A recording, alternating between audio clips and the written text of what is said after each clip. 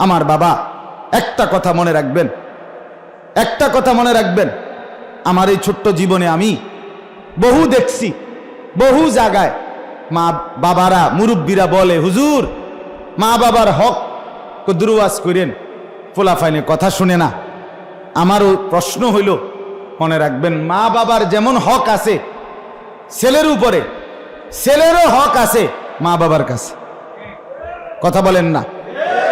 এখন ছোট্টবেলায় কসম খোদার প্রত্যেকটা মুসলমান ছেলে মেয়ের হক তার বাবা মার কাছে পাওনা হক, এটা তাকে দিন শেখানো বান্দার হক। আবারও বলছি মুসলমান শুনেন, আবারও বলছি, বান্দার হক বান্দা মাফ না করিলে আল্লাহ মাফ করে না। আপনি যদি ছোটবেলায় 7 বছরের ছেলেটা, 7 বছরের মেয়েটা, 6 বছরের ছেলে মেয়েটার হক নষ্ট করছেন, তারে কোরআন শিখান নাই, তারে দিন শিখান নাই, তারে মাদ্রাসায় ভর্তি করান নাই, তাহলে অচিরেই এই ছেলে যদি নাফরমান হয়, পাপী হয়, জাহান্নামী হয়, আল্লাহর কসম আপনি তার হক নষ্ট করছেন। কিয়ামতের দিন এই সন্তান আপনাকে আল্লাহর সামনে ডাইকা আপনার কাছে তার হক চাইবে, হক চাই।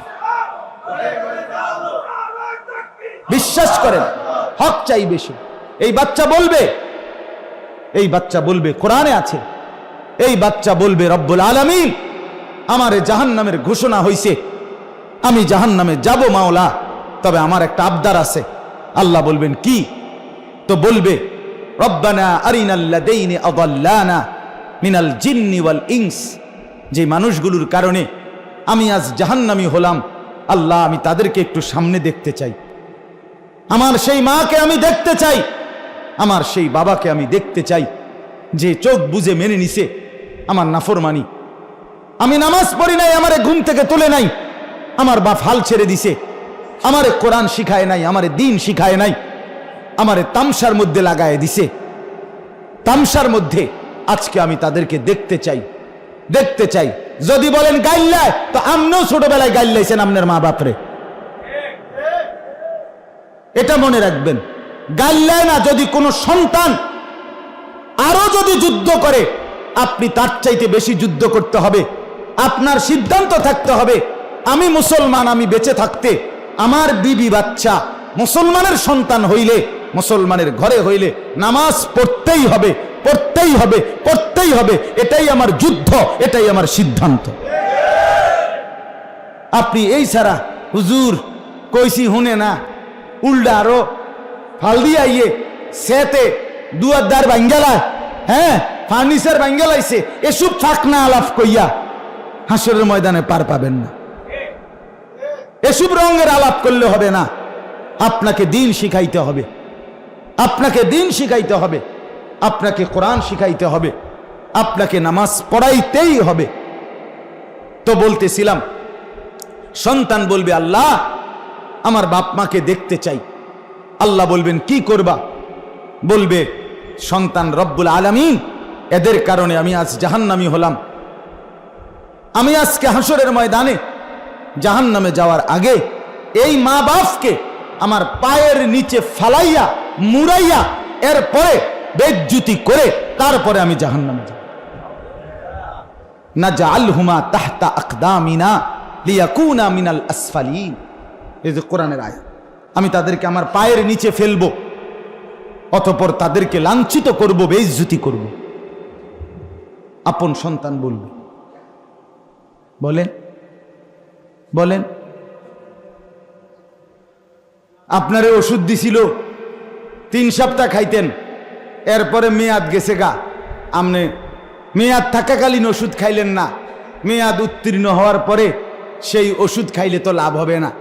নবীজি সাল্লাল্লাহু আলাইহি ওয়াসাল্লাম তো বলছে, তোমার সন্তান যখন 7 বছর তখন তাকে নামাজ পড়তে আদেশ করো, 10 বছর যখন সন্তানের বয়স তখন যদি নামাজ না পড়ে শাসন করো, প্রহার করো, যে কোনো মূল্যে 10 বছরের ছেলে মেয়েকে বেনামাজি ঘরে থাকতে দিও না, শুইতে দিও না, তারে কোনোভাবে মেনে নিও না। আমরা কি কই? 10 বছর 8 বছর ফুলাইন মানুষ, হুজুর ফুলাইন মানুষ আস্তে আস্তে ঠিক হয়ে যাব, আস্তে আস্তে বলে ঠিক হয়ে যাব। কোনো জিনিস যদি সেটা লোহাও হয়, লোহা সেটাও তো ফালাইয়া রাখলে আস্তে আস্তে নষ্ট হয়ে যায়। কথা বলেন না কেন? লোহাও তো ফালাইয়া রাখলে আস্তে আস্তে ঝংকার পড়ে যায়, নষ্ট হয়ে যায়। আমনে হালাইয়া তুইলে বুঝি আমনের ফোলা আস্তে আস্তে ঠিক হইয়া যাব, আস্তে আস্তে নষ্ট হইয়া ফচ্চা গন্ধ ছুটবো, এরপরে নষ্ট হয়ে যায়। চুলের হদিস নাই, জামার হদিস নাই, প্যান্টের হদিস নাই, চুল রাখে জঙ্গলির মতো, জামা প্যান্ট চলা ফেরা কথাবার্তা কিচ্ছুর লগে ইসলাম মুসলমান আলেম ওলামা বাপ দাদা বংশধর পূর্বপুরুষ কারোর লগে মিল নাই। হে আরেক দেশের মানুষ, সে হলো আফ্রিকান জানোয়ার, আর এরা হলো মুসলমান মা বাপ। দুইটা দুই রকম হয়ে গেছে আজকে। মা বাপ একরকম, সন্তানের চেহারা সুরত চুল টুল দেখলে মনে হয় যেন এইতে ডাইরেক্ট আফ্রিকার থেকে আসছে, আফ্রিকার জঙ্গলি এটা। কেন এমন হবে? কেন এ কি মুসলমান মা বাবার ঘরে ঘুমায় না? কথা বলেন না কেন? তো মা বাপ আপনি কি করেন? আপনি সিরা সাবান বইয়া বইয়া আপনি কেন সোফা বানাইলেন? এই ডাকাইতের লেগে। আপনি কার জন্য খাট বানাইলেন? কার জন্য খাট বানাইলেন এত মজবুত? আর এই খাটে শুইয়া সারা রাত আপনার ফুতে উলঙ্গ ছবি দেখবে মোবাইলের মধ্যে, আপনার মেয়ে আরেক ফেডার লগে কথা বলবে, এর জন্য খাট বানাইছেন আপনি?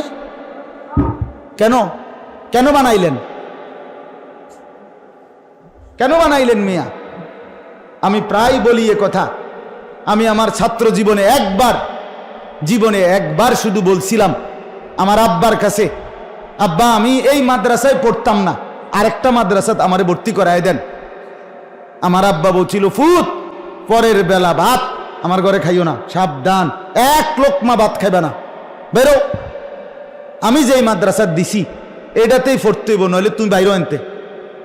কানতে কানতে তখন চোখের পানি ফেলে মাদ্রাসায় চলে গেছি। বুঝছি বাপ আমার বড় শক্ত বাপ, বাপে ভাতও দিত না এক লোকমা। বাবার সেই কঠোর শাসন আজকে আলহামদুলিল্লাহ আপনাদের সামনে দুইটা কথা বলার তৌফিক দিছে। এই আমার এই বড় ভাই এখানে আছে, এখনো আছে ভাইয়া, এই যিনি বয়ান করছেন আলহাজ হজরত মাওলানা মাহবুবুর রহমান আশরাফি। আমি যখন চাঁদপুর ফরিদগঞ্জ মাদ্রাসায় পড়তাম, ভাইয়া ওই মাদ্রাসার শেখুল হাদিস ছিলেন, প্রধান মুহাদ্দিস, ওইখান থেকেই উনি সান্দিন আসছে। তো ওইখানে আমি তখন আলেমে পড়ি 2001 সালে। আপনার আমি অনেক কষ্ট করে টাকা জমাইয়া আলগা নাস্তার টাকা বাঁচাইয়া 20 টাকা 50 টাকা জমাইয়া একটা এমব্রয়ডারি পাঞ্জাবি কিনছিলাম, রেডিমেড পাঞ্জাবি, মানে কিনা পাঞ্জাবি আর কি। কিনা এটার লগে এখান দিয়ে শুধু কদ্দুর এমব্রয়ডারি ফুল আছিল আর কি, আর কলারটার মধ্যে এই দূরে আমি অনেক কষ্ট করে টাকা জমাইয়া নিজের টাকা দিয়া গোপনে এই পাঞ্জাবিটা কিনছিলাম। কিনা আমি বোর্ডিংয়ের 4 তলায় থাকতাম, আমার ভাইয়া থাকতো নিচতলায়। 4 তলার সিঁড়ি দিয়া প্রথম যেদিন আসরের নামাজের পরে এই পাঞ্জাবিটা গাও দিয়া বের হইছি, প্রথম ভাইয়ে দেখে লাইছে। এই মাত্র বাইরেছি, এদিকে গেছি, আপনার সাথে সাথে ডাক দিছে, আনিস এদিকে। আসতে দেরি ভাইয়া পাঞ্জাবিটা টেনে ছিঁড়া একেবারে টুকরা টুকরা করে ফেলছে। আমি কত যে কাঁদছি আমার মনে আছে। মার কাছে পর্যন্ত চিঠি লেখা বিচার দিছি, মা ভাইয়া আমার পাঞ্জাবিটা ছিঁড়া লাইছে।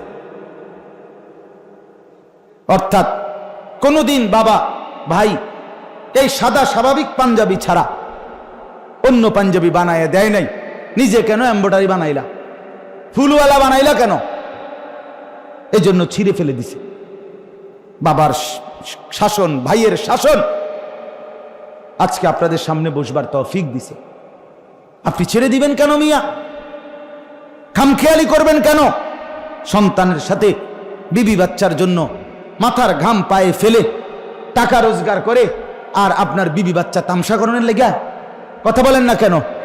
যেই বেচারা 20 বছর বিদেশ করে, 18 বছর বিদেশ করে, যেই বেচারা এই গরমে, আমাদের বাংলাদেশের গরমে কি অবস্থা, আর সৌদি আরবের গরমের কি অবস্থা, এই প্রখর গরমের মধ্যে সামান্য কাজ করে, সামান্য নরমাল কাজ করে এই বেচারা রক্ত পানি কইরা কলজা পানি কইরা বুকটা মাটিত লাগাইয়া এরপরে টাকা রোজগার কইরা এই টাকাগুলো বিদেশ থেকে বাড়িতে পাঠায়, আর এই বেড়ি বাজারে বাজারে টোটো টোটো করে ঘুরে আর ঘুরা সমস্ত টাকা বাজারে আর মার্কেটে মানুষের বেড়ারে দিয়ে পরে।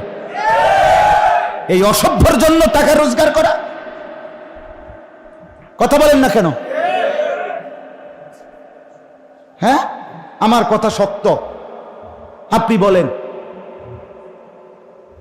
আমার একদিন আমার সৌদি আরবে উমরার সফরে আমার এক পরিচিত বিদেশি বাংলাদেশের লোক বুকে জড়াইয়া কাইন্দা বলছিল, হুজুর আমি আজকে 17 বছর বিদেশ করি, বউ বাচ্চারে 7 তলা বিল্ডিং এ শহরে ভাড়া বাংলাদেশে রাখছি, আমি ফ্লোরের মধ্যে থাকি, হুজুর একটা টাকা অতিরিক্ত নিজে খাই না, নষ্ট করি না, এটি জমাইয়া বাইক ফাড়াই।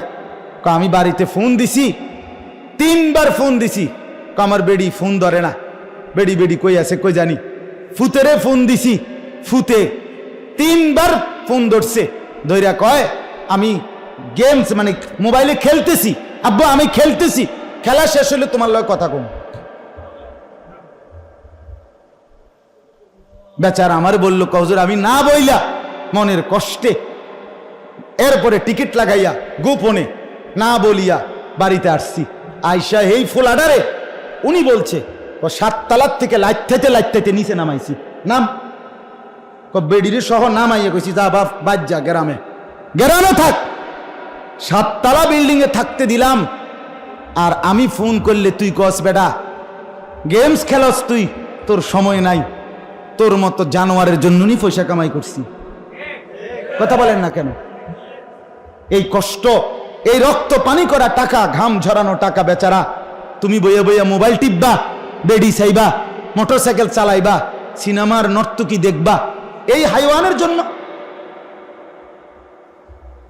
বলেন মিয়া, আমি হয়তো খোলামেলা বলে ফেললাম,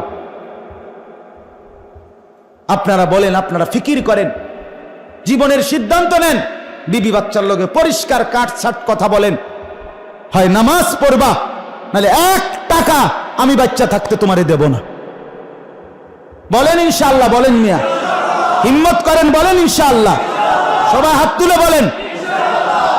হিম্মত না করলে পারতেন না।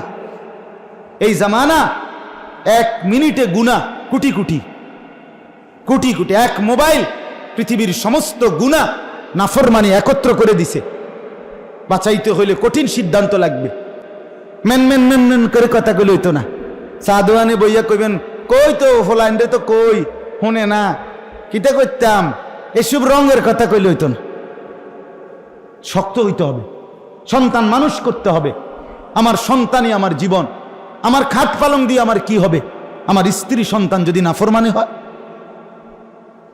আল্লাহ আমাদেরকে মাফ করে দেন।